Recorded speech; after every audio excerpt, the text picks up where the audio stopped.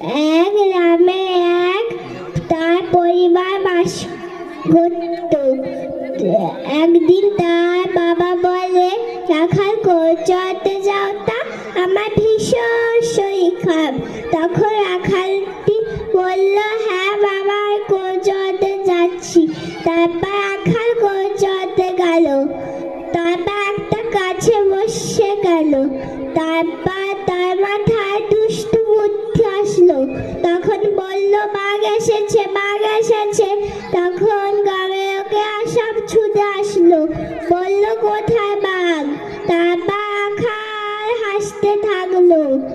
আবার পরের দিন আবার রাখাল বলে, বাঘ এসেছে, বাঘ এসেছে। তখন গ্রামের লোকেরা সব ছুটে আসলো, বলল, কোথায় বাঘ? তারপর রাখাল আবার হাসতে থাকলো। আবার পরের দিন সত্যি সত্যি বাঘ আসলো, বলল, বাঘ এসেছে, বাঘ এসেছে। গ্রামের লোকেরা সব আসেনি। রাখাল প্রতিদিন মিথ্যে কথা বলে, তা কলকাতাতে খেয়ে নেয়। তারপর রাখাল বাড়ি চলে গেল।